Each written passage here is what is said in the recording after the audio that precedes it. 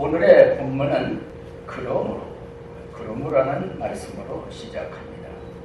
이 그러므로라고 하는 것은 야고보가 앞에서 말씀한 것에 대해서 무엇인가 결론을 내리려는 이러한 의미를 담고 있습니다. 그래서 따져보니까 그러므로 앞에서 야고보가 말씀한 내용들이 무엇인지를 찾아보니 여러분도 기억하시겠지만은 4장 끝부분에서 하나님 없는 삶의 계획을 들으셨어요. 그리고 5장으로 와서 5장 앞부분에서는 하나님 없는 부자의 인맛, 바로 지난 주일날 여러분이 말씀을 들으셨습니다. 그런데 이러한 내용의 말씀을 언급한 야고보가 오늘에서 그러므로라고 말씀을 하는 거예요. 이 그러므로 뭘 얘기하려고 하는 것일까? 저는 여기서 야고보가 이런 생각을 했던 거로 충분히 상상이 돼요. 계속해서 부자 되려는 계획, 마침내 그 계획이 상상을 초월할 정도로 큰 부자를 이루었단 말이에요. 상대적으로, 반대로 그러한 모습을 보는 믿음을 가지고 있으면서 가난하게 사는 사람들이 있었단 말입니다. 그래 가난한 의인들이 있었던 거예요. 이런 가난한 의인들은 그런 모습을 보면서 어떤 생각을 가졌을까? 그런 부자들의 생활 행태를 보면서 무슨 말을 했을까? 그런 부자들의 생활 양식을 보면서 믿음을 지키고 깨끗하게 살고 의롭게 사는데도 가난하게 살아가는 자신의 모습을 비교하면서 어떤 행동을 보였을까?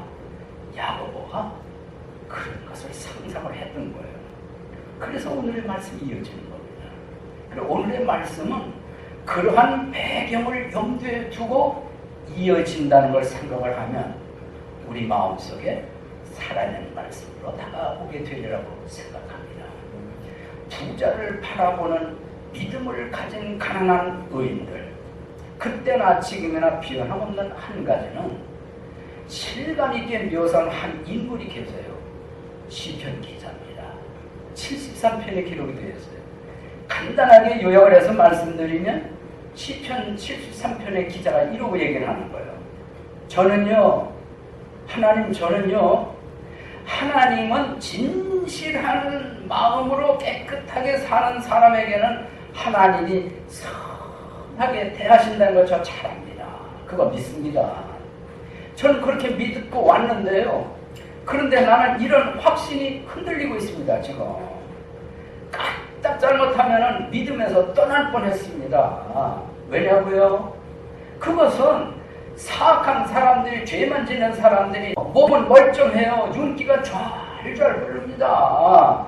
의롭게 사는 사람들처럼 고난도 없어요. 재단도 당하지도 않아요. 그들을 보니까 교만이 목걸이입니다. 그들을 보니까 횡포가 옷입니다. 옷. 그들은 살이 피둥피둥 찌고 눈은 거만하게 지켜두고요. 그들은 언제나 남을 비웃으며 삽니다. 비웃으며 살아요. 악에 가득 찬 말로 막 쏘아댑니다. 쏘아붙입니다. 거만하게 폭언을 퍼붓습니다. 입술로는요 하늘에다 두고 감히 하나님을 막 욕도 하면서 삽니다. 혓바닥은요 온 땅을 휩쓸고 다닙니다. 그러면서 그 사람들은요 뭐라고 얘기한 줄 아세요? 하나님이 어떻게 알아? 하나님이라고 무엇이든 다 알 수가 있어? 우리가 하는 거 하나님 몰라. 이러고 마음대로 죄를 짓습니다. 하나님. 그런데 그들은 그렇게 사는데도 놀랍게도 몸은 항상 편안하고 재산은 자꾸 늘어만 갑니다. 하나님. 이러고 얘기를 하는 거예요. 누가요? 시편 기자, 73편 기자가. 그런데 저는 반대로 상대적으로 그동안 내가 깨끗하게 살아오고 깨끗한 마음으로 살아오고 내 손으로 죄를 짓지 않고 살아오는 것, 깨끗하게 살아온 모든 것들이 이게 도대체 뭔가 후회가 됩니다. 회의가 들기도 합니다. 그렇게 살아온 나는 종일 재난을 당하고 재앙을 당하고 아침마다 하나님께 벌을 받잖아요, 하나님. 예. 그래 솔직히 저는 이런 생각까지 들었습니다. 에이, 차라리 나도 악인된 척 말하고 살자. 차라리 적당히 살자. 적당히 믿고 적당히 죄 짓고 좀 적당히 살자. 이런 생각까지 들었는데 정말 그렇게 못했습니다. 하나님 왜 그런 줄 아세요? 하나님 신앙 양심 그런 줄 알았습니다. 하나님을 믿는 하나님 백성들 나아가서 하나님을 배반하는 일이 된다는 생각 때문에 그렇게 참아 못했습니다. 저는요 도대체 이런 복잡한 문제, 아주 얽히고 얽힌 이런 문제를 좀 풀어보려고 깊이 생각에 생각을 거듭했는데 도저히 제가 풀리지를 않습니다. 왜 이런지. 악인은 잘돼요. 왜 이렇게 살려는 나는 안 돼요. 왜 이런지 풀려지지를 않습니다. 그것이 저의 심각한 고민이자 저의 커다란 아픔입니다. 하나님 라고 쓴 것이 시편 73편이에요. 어떠세요? 공감이 되시나요? 이해가 되시나요? 그렇습니다. 하나님 안 믿는 사람이 더 잘해. 하나님을 믿는다고 하면서 적당히 죄 지을 때를 짓고 하는 사람이 세상을 자꾸 들어가. 그런데 하나님 방법대로 살고 말씀대로 살려고 어찌든지 발버둥 치는데 삶이 왜 그렇게 버거워? 왜 그렇게 힘들어? 때로는 회의도 드는 거예요. 그렇지 않습니까? 바로 야고보가 그러므로 형제들아 라고 시작한 배경에는 부자들은 저렇게 사는데 저렇게 잘 되는데 가난한 의인들의 삶은 힘든 거예요. 어려운 거예요. 생각이 듬직한 그것을 시편 73편 기자가 대신 다 말해 주었고 그것은 저와 여러분에게도 공감이 되는 이야기다. 이런 걸 뒷배경으로 해가지고 오늘의 본문을 흘러가고 있는 겁니다. 뭘 얘기하려는 것일까요? 야고보는 뭘 가르치려는 말씀일까요? 그러므로 형제들아 라고 하면서 대상은 형제는 형제인데 믿음을 가졌고요. 그리고 가난하게 사는 의인들을 대상이 되는 거예요. 우린 그동안 하나님 믿는다고 하면서 하나님 없이 사는, 하나님 없이 부자의 교회, 부자를 누리는 그 사람들을 대상이었어요. 오늘은 반대예요. 믿음을 가져서요. 그렇지만 가난해요. 의인이에요. 그런 사람들에게 어떤 자세를 가져야 되는지, 어떻게 살아가야 되는지 세 가지로 말씀을 하고 있습니다. 그래서 저는 오늘 이 아침에 오늘의 본문을 가지고 하나님을 믿는 가난한 의인들의 세 가지 자세, 하나님을 믿는 가난한 의인들의 세 가지 자세라는 제목으로 말씀드리고자 하는 것입니다. 첫째, 인내하라, 인내하라 라고 가르쳐주고 있습니다. 뭐 하라고요? 인내하라. 인내를 모르는 사람은 없으시겠지요. 참는 겁니다. 아니에요. 또 참는 겁니다. 아니에요. 또 참는 겁니다. 이게 인내라고 하는 의미가 되는 것입니다. 그런데 야고보는 믿음을 가진 가난한 의인들이 첫째로 인내하는 자세를 가져야 되는데 이 인내에 대해서 말씀하는 내용이 길어요. 많은 지면을 할애해서 말씀을 했습니다. 다른 거에 비해서. 그토록 인내하는 자세가 참 귀하구나, 소중하구나, 또 필요하구나 라고 하는 것을 충분히 짐작할 수가 있는 것입니다. 야고보는 인내함에 있어서 구체적으로 어떤 자세로 인내할 수 있는지를 여러 가지로 나눠서 자세히 가르쳐 주세요. 그 중에 하나는 주님 오실 때까지 인내하라는 거예요. 한번 말씀을 보겠습니다. 5장 7절 앞부분입니다. 그러므로 형제들아 주께서 오실 때까지 인내하라. 주께서 오신다는 이 말은 다른 말로는 재림입니다. 다시 오시는 거죠. 초림은 언제 있었습니까? 아기 예수로 오신 것을 초림이라 하고 다시 오시는 것을 재림이라고 하는데, 인내를 하되 예수님 오실 때까지 재림하라는 거예요. 아니, 예수님이 언제 오시는지 알 수 있나요? 그건 모르죠. 때와 시기, 기한은 우리는 모르지만은 한 가지 엄연하고도 확실한 사실, 주님이 다시 오신다는 거예요. 네. 요한계시를 읽어보세요. 이런 말씀이 자주 등장한대요. 내가 속히 오리라. 내가 진실로 오리라. 내가 정령 분명히 다시 오리라. 그랬더니 계시를 받은 요한이 응답을 이렇게 했어요. 아멘 주 예수여, 그렇게 오시옵소서. 네. 어서 오시옵소서 라고 응답을 했습니다. 야고보는 인내를 하되 예수님이 오실 때까지 인내하라는 겁니다. 여러분, 이 말씀은 언제 쓰여졌을까요? 지금으로부터 약 2000년 전에 쓰여졌습니다. 그럼 그때도 예수님 오신다고 그러고 지금도 예수님 오신다고 그러고, 아니 2000년 세월 동안 계속 오신다 그러는데 어떻게 된 거냐? 아니 재림이 진짜 있는 거냐 없는 거냐? 아니 취소된 거냐 뭐냐? 이런 생각이 들 수도 있겠죠. 그런데 성경에 이런 구절이 있어요. 이러한 생각을 가지고 이런 말을 하는 사람을 향해서 사도 베드로가 이런 말씀을 했습니다. 주께서는 자신의 약속에 대해 어떤 사람들이 더디다고 생각하는 것 같이 더디지 아니하시며, 오직 우리를 향하여 오래 참으사 아무도 멸망치 아니하고 모두 회개하게 이르기를 원하시느니라. 여기에 달려있는 거예요. 베드로후서 3장 9절에 나오는 말씀입니다. 알아들으셨나요? 네. 왜 재림이 이렇게 길어지는가? 이겁니다. 하나님은 모든 사람이 다 구원받기를 바라십니다.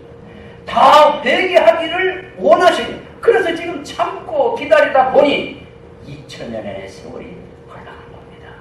감사하지요. 그래서 저와 여러분도 구원받게 된 겁니다. 아멘. 우리 구원받기는 예수 모시면 어떻게 돼요? 지옥 가지 않습니까? 이거 생각하면 할렐루야 감사, 할렐루야 찬송이 저절로 나는 줄로 믿습니다. 그러므로 야고보가 오늘 이 말씀을 하신 게 무슨 의미냐? 인내를 하는데 예수님이 재림하시기까지 기간을 말하는 거예요. 다른 말로 말하면 끝까지 인내하라는 거예요. 끝까지. 중도에서 포기하지 말고, 어렵다고 힘들다고 주저앉지 말고 끝까지. 언제? 다시 말하면 내가 이 세상을 떠나는 그 순간까지 살아서 믿음 생활하면 그때 예수님 오시면 그때까지 우리에게 가르쳐 주시고 있습니다. 성도 여러분, 이것이 우리가 배워야 할 자세라고 저는 믿는 거예요. 그렇게 될 수 있기를 바랍니다. 믿음 생활 어려움 많으시지요? 힘드시지요? 특히 믿음을 갖고 사는데 가난 때문에, 물질의 어려움 때문에, 이 재물 때문에 어려움 겪은 분이 왜 없겠어요? 이민 생활에서 얼마나 더 힘드세요? 믿음 생활하면서 때로는 아이고 포기할까? 적당히 살까? 이런저런 생각 많이 드시겠지요. 오늘 야고보가 하신 말씀 우리의 가슴에 새길 수 있기를 바랍니다. 인내하자는 거예요. 주님 오실 때까지 이 목숨 다하는 그 순간까지 그런 삶의 자세가 될 수 있기를 바랍니다. 또 하나 인내의 모습은 뭐냐? 야고보는 농부의 자세에서 배우라고 했습니다. 이어지는 말씀 보겠습니다. 보라, 농부가 땅에서 나는 귀한 열매를 바라고 이른 비와 늦은 비를 받을 때까지 오랫동안 그것을 위해 인내하느니라. 또 하나의 모습은 농부에게서 배울 수 있는데, 농부는 인내한다는 거예요. 오랫동안 참는다는 거예요. 무엇 때문에? 귀한 열매 때문에. 그래서 이른 비도 기다리고 늦은 비도 기다린다. 야고보의 설명인 겁니다.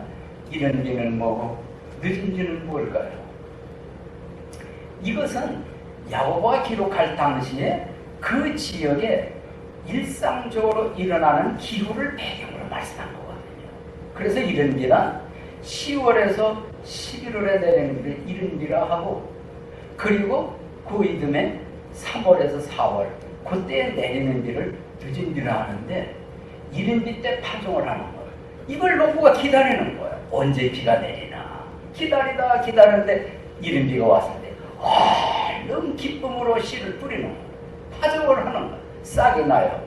농부니까 기대가 있어요. 소원이 있어요. 귀한 열매. 이게 있어야 살지 않습니까? 이게 있어야 양식이 거둬지지 않습니까? 이런 기대와 소망을 가지고 씨를 뿌렸는데 자라나는 거예요. 정성을 다해서 수고를 다해서 땀 흘려가면서 관리를 잘하는 거예요. 그런데 이제는 늦은 비가 필요한 거예요. 근데 생각만큼 빨리 안 오는 거예요. 그때까지 농부는 포기 안 하고 좌절을 안 하고 기다리는 거예요. 이때나 저때나 늦은 비가 올까?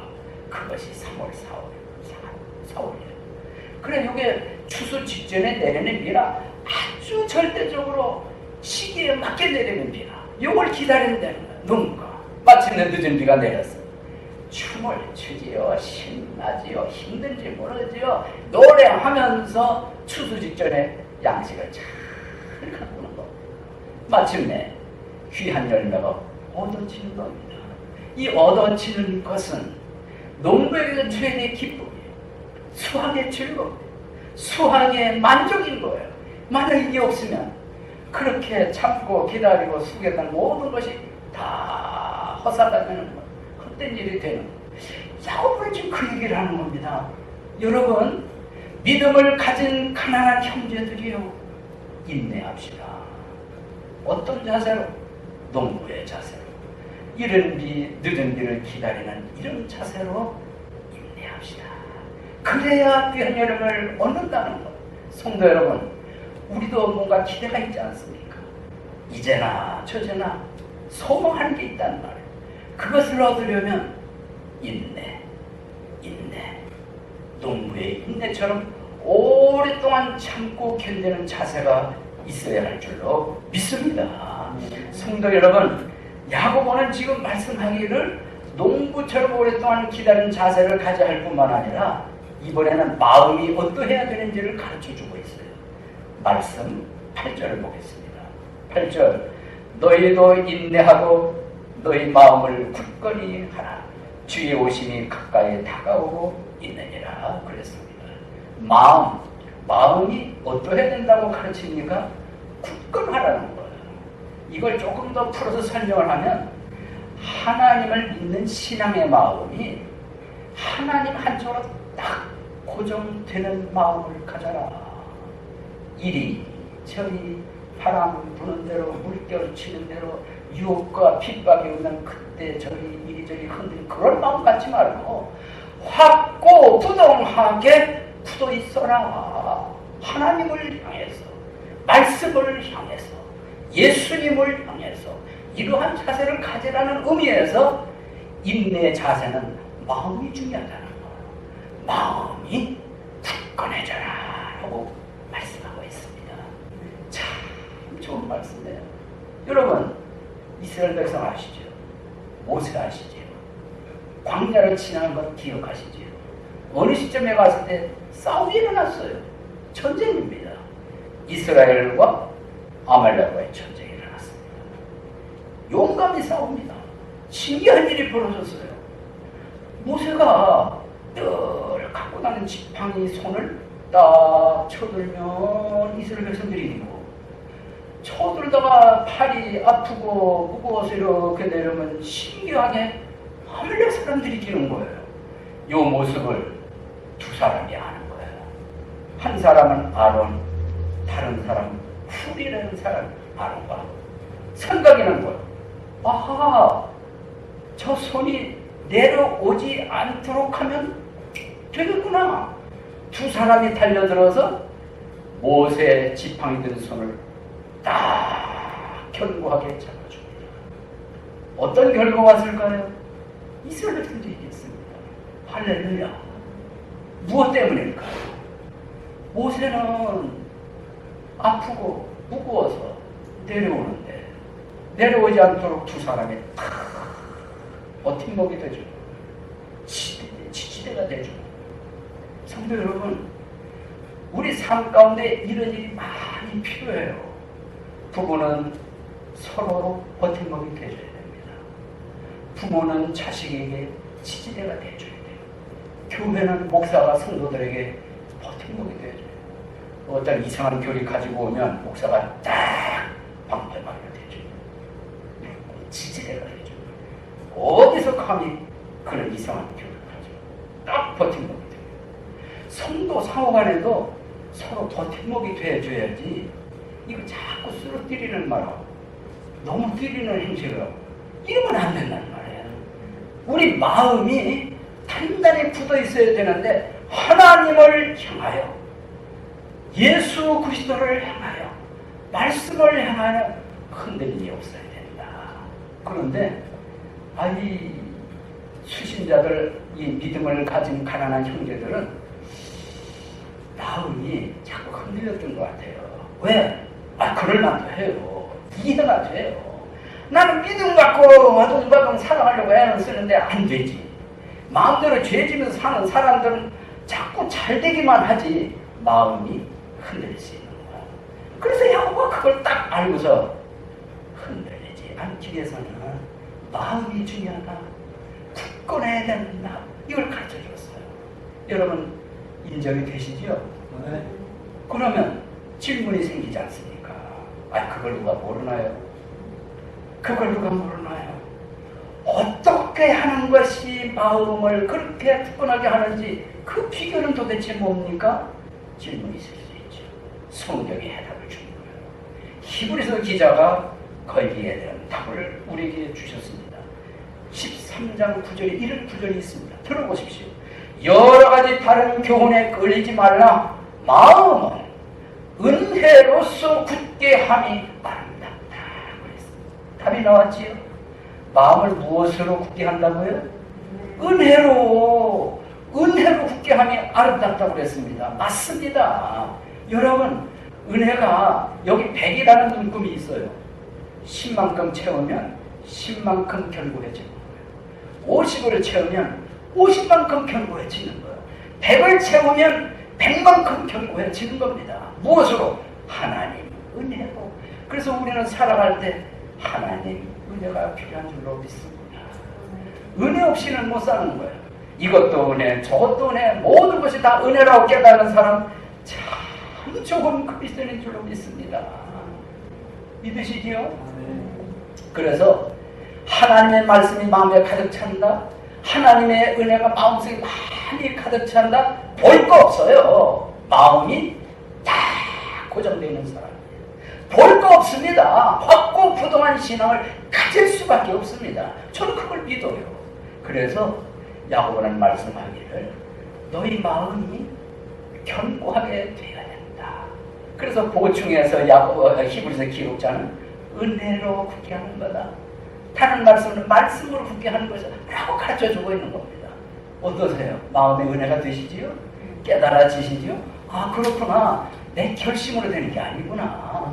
내 각오로 되는 게 아니구나. 이 노력으로 되는 게 아니구나. 오직 마음이 굳게 되는 것은 하나님의 은혜다.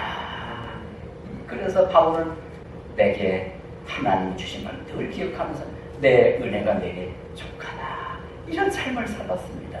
우리도 은혜 속에 살아갈 수 있기를 바랍니다. 야고보는 지금 믿음을 가진 가난한 의인들이 어떻게 인내해야 되나, 마음을 굳게 하며 갈망하라. 또 하나를 가르쳐주세요. 대언자들처럼 인내하라 그랬습니다.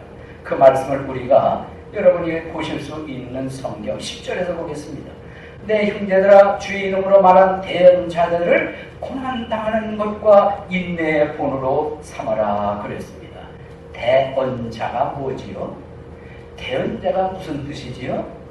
그것은 하나님의 영광 감동을 받아서 하나님께서 하시는 말씀, 하나님의 뜻, 하나님의 계획을 전달을 받아가지고 사람에게 선포하는, 일하는 사람을 대언자라고 해요.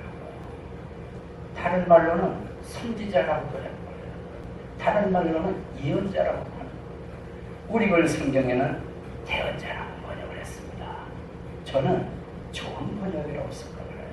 직분상, 하는 역할상 대언자 맞다, 좋다 이런 생각입니다. 그런데 성경에 많고 많은 대언자들인데 아주 유명한 대언자 첫 번째로 저는 모세를 꼽습니다. 위대한 대언자죠. 그런데 성경에 또 다른 대언자가 있는데 대언자로서의 활동을 한 것을 기록한 사람이 있고 기록하지 아니한 사람이 있어요. 근데 기록하지 아니한 사람이 둘이 있습니다. 대언자 활동을 하면서요. 엘리사, 엘리야예요. 활동을 했는데 그가 남긴 기록이 없습니다. 그렇지만은 대언자로서 활동을 하면서 내용을 기록한 많은 내용을 기록한 대언자가 있어요. 그것을 우리는 일컬어 대언자라고 해요. 누구일까요? 이사야, 예레미야, 에스겔, 다니엘을 꼽습니다. 다른 거 아니에요. 기록한 문서 내용이 많아서 그렇게 부르는 겁니다. 그런데 대언자 활동을 하지만은 기록한 문서 내용이 적은 대언자들도 있거든요. 12명입니다. 누구일까요? 호세아, 요엘, 아모스, 오바다, 요나, 미가, 나움, 하박국, 스바냐, 학개, 스가랴, 말라기 다 대언자들이에요. 그렇지만 기록 내용이 적다 해서 소대언자다 이렇게 말하는 겁니다. 야고보는 대언자를 언급을 하고 있어요. 무엇? 인내할 걸 가르치면서 대언자들의 무엇이라 11절 말씀에 보면 10절 말씀에 보면 대언자들의 고난 당하는 것과 고난을 언급을 하고 있습니다. 맞아요. 우리 성경에 나타난 대언자들은 그들의 생애가 고난의 연속이었습니다. 무엇 때문에? 말씀 때문에. 무엇 때문에? 직분상 계속 어려움이 왔습니다. 하나님의 말씀을 전달받았지요. 그대로 전해주는 일을 해야 되는데 어려움이 한두 가지가 않았습니다. 악의 세력이 가만두질 않았습니다. 핍박이 많았지요. 비난이 많았지요. 조롱이 많았지요. 심지어는 목숨의 위협까지도 감수해야 되는 상황이 많고 많았습니다. 그래서 대언자들의 생애를 요약을 하면 고난의 생애였습니다. 이걸 지금 야고보가 얘기하는 거예요. 너희가 인내하는데 대언자들이 받은 고난을 생각을 해라. 왜 이런 말씀이 나왔을까요? 지금 수신자 형제들, 믿음을 가진 의인, 가난한 이 형제들이 믿음 지키느라고 얼마나 힘들겠어요. 또 물질의 어려움 속에서 겪는 이 고난이 얼마나 심하겠어요. 그런 가운데서 너희만 어려운 게 아니다. 구약의 대언자들을 봐라. 고난을 겪었다. 그러면서 그것을 보고 인내, 자세 배워라 라고 가르쳐 준 것입니다. 맞지요? 이 말씀이 옳지요? 우리도 인생 살아가면서 인내하다가도 너무너무 삶이 힘들고 어려우니까 주저앉고 싶은 생각이 한두 번이 아니라 차라리 믿음을 떠나서 신자고 불신자고 간에 여기에 제재를 받지 않고 제약받지 않고 마음대로 한번 살아보고 싶은 마음이 왜 안 들어있습니까? 고난이 있다는 거예요. 어려움이 있다는 거예요. 그런데 이 고난이 다른 게 아니라 좋은 결과를 가져다 준다는 것은 우리 잠시 후에 또 말씀을 해주십니다. 그런데 이 야고보는 이 대언자들의 고난 속에서 인내를 배울 뿐만 아니라 또 한 가지를 말씀을 하세요. 욥의 인내를 모델로 삼아라 라고 11절에서 말씀합니다. 보겠습니다. 11절 보라 참는 자들을 우리가 행복한 자로 여기나니 너희가 욥의 인내를 들었고 주께서 주신 결말을 보았거니와 주께서는 지극히 동정심이 많으시며 친절한 긍휼을 베푸는 분이시니라 그랬습니다. 여러분 욥에 대해서 들으셨지요? 들으셨지요? 네. 엄청난 고난을 겪은 사람입니다. 그런데 야고보는 너희가 들었지 않냐? 또 한 단계 더 나가서 너희가 보지 않았느냐? 뭘? 인내했더니 욥이 인내했더니 하나님이 주신 결말 다 보지 않았느냐? 자, 우리가 깨달아 아는 데는 두 가지가 참 중요해요. 보는 것 중요합니다. 눈으로. 듣는 것 중요합니다. 너가 보지 않았느냐? 너가 듣지 않았냐? 뭘? 욥에 대해서. 욥이 인내했다는 것, 그렇게 어려운 가운데서. 그랬더니 하나님 주신 결과를 보지 않았느냐? 갑절로 나중에 하는 게 좋다.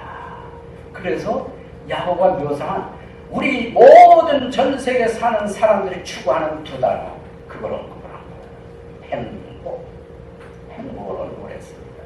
인내하는 자를 복되다 하지 않냐? 행복이 어디서 오냐? 어떻게 오냐? 어디에서 오냐? 인내에서 온다는 겁니다. 할렐루야. 여러분, 행복이 그냥 뚝 떨어지는 게 아닙니다. 그렇게 감상적으로 오는 게 아닙니다. 여러 가지 통로가 있지만 오늘 본문에서 한 가지 분명한 행복의 길, 인내에서 온다고 말씀합니다.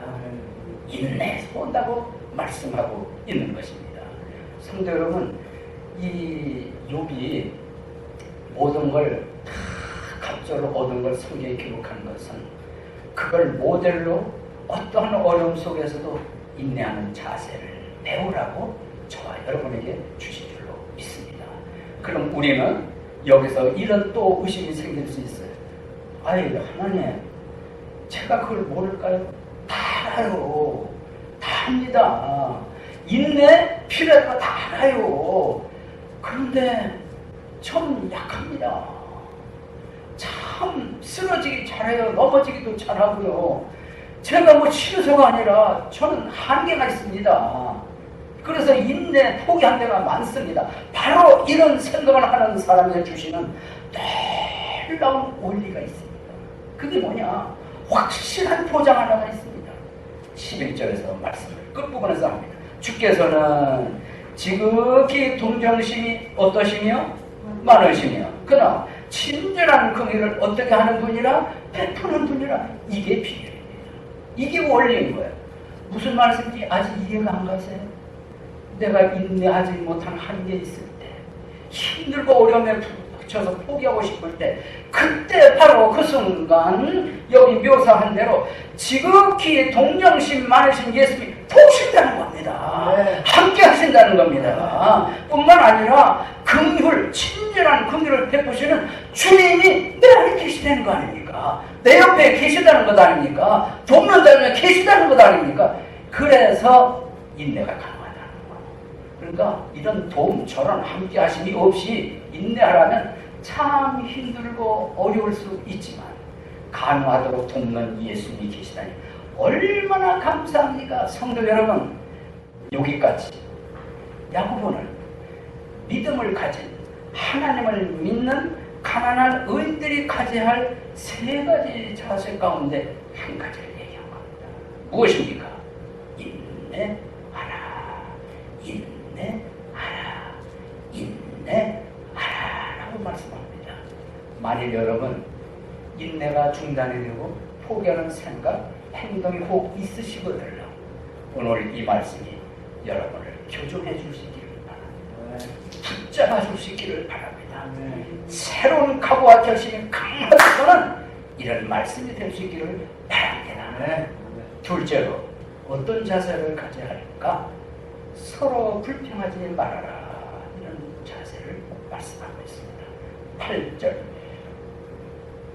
이어서 9절 말씀드리겠습니다. 9절 형제들아 서로 불평하지 말라. 그리하여 너희가 정죄를 받지 아니하리라. 보라 심판자께서 문 앞에서 계시느니라. 그랬습니다. 두 번째 자세는 서로 불평하지 말아라. 그랬습니다. 여러분 이상하지 않아요?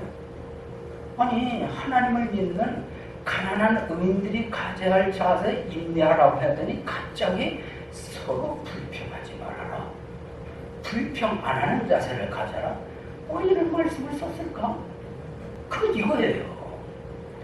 믿음 가진 나는 안 되고 하나님을 제대로 믿지도 않으면서 죄는 제대로 다지면서 잘 되니까 나는 여전히 어렵단 말이에요. 이게 어떻게 끝이 잘 안 보여요. 오래 계속돼요. 물질이 어려움이 있어요. 사람은 사람인지라 이 수신자 어떤 형제 부부가 있다고 가정을 해봅시다. 여보, 너무 힘들어요. 이 힘든 게 끝이 한복이네. 하나님이 진짜 계실까?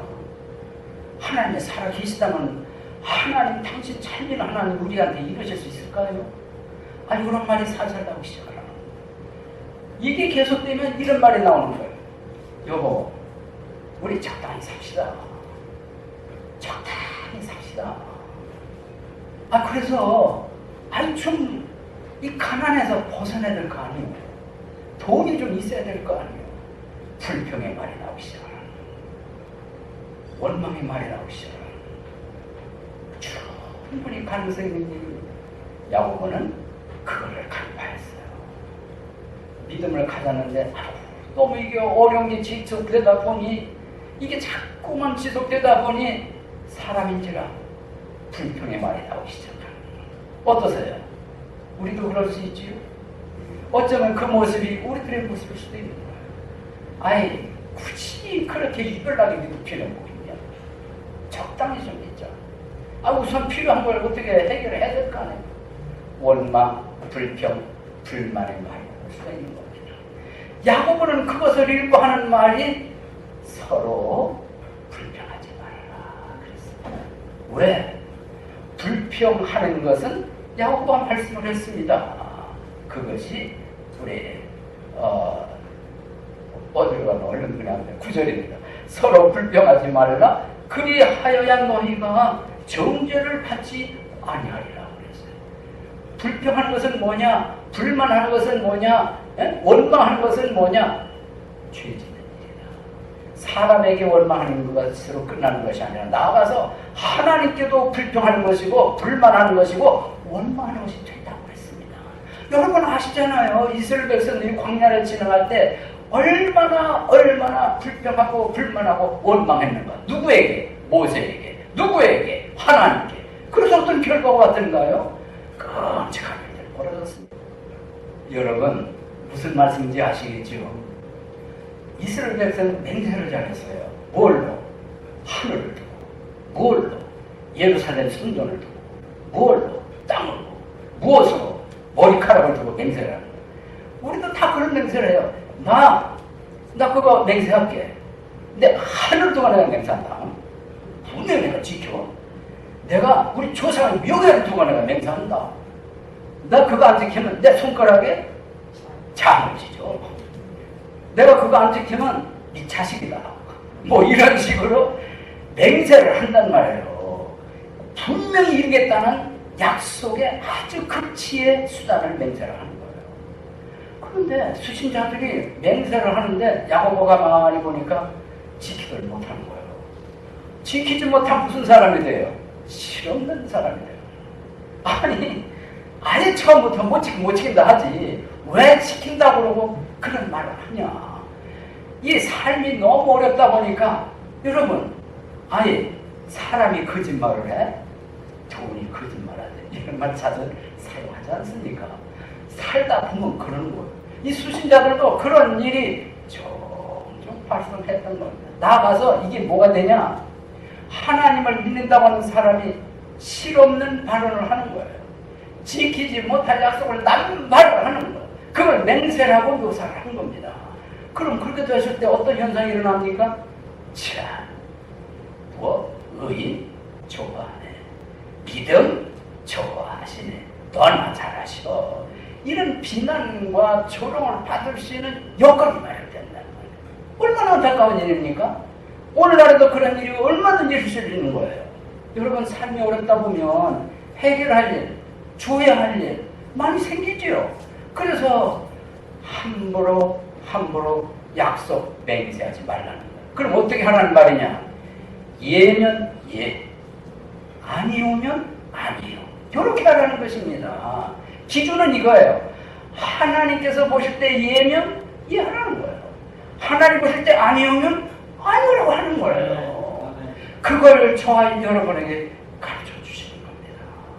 삶이 힘들수록 어려울수록 함부로 남발하지 마라. 무엇을? 맹세, 약속, 남발하지 마라.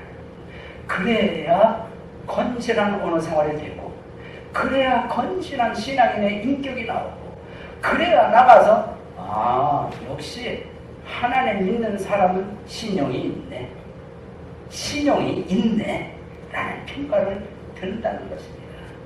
여기까지 야고보는 뭘 말씀을 했을까요? 하나님을 믿는 가난한 의인들이 가져야 할 삶의 자세 세 가지를 말씀한 겁니다. 첫째는 인내하는 자세, 둘째는 서로 원망하지 않는 자세, 마지막 셋째는 함부로 맹세하지 않는 자세. 이렇게 세 가지를 가르쳐 주셨습니다. 성도 여러분, 오늘 이 말씀을 듣고 어떤 유익이 있다고 생각 드시는지요? 이 말씀이, 여러분 하나님께 예배 들은 이 말씀이 어떠한 유익을 주십니까? 그냥 듣는 것으로 끝나시려고요? 그래도 됩니다. 그렇지만 지금까지 살아오면서 인내하지 못했다면 이 말씀대로 우리 인내합시다. 지금까지 자꾸 이래도 저래도 큰일 작은일 계속 원망하는 삶의 자세를 가졌다면, 불평하는 삶의 자세를 가졌다면 그러지 맙시다. 이 말씀대로 서로 원망 불평하지 말고 반대로 감사 만족하는 삶의 자세를 가지시기를 바랍니다. 뿐만 아니라 우리의 언어가 실없는 언어, 이거 무슨 이 신용이 안 가는 언어 생활이 됐다면, 맹세가 약속이 됐다면 더 이상 그렇게 하지 말고 신실한 언어의 삶, 신용에 가는 언어의 삶, 이런 삶이 되시기를 바랍니다. 어떠세요? 그렇게 마음이 결심하시겠습니까? 그렇게 마음에 담아두시겠습니까? 그런 자가 복이 있는 것이고 하나님 보실 때 성수로 가는 신앙이 되는 줄로 믿습니다.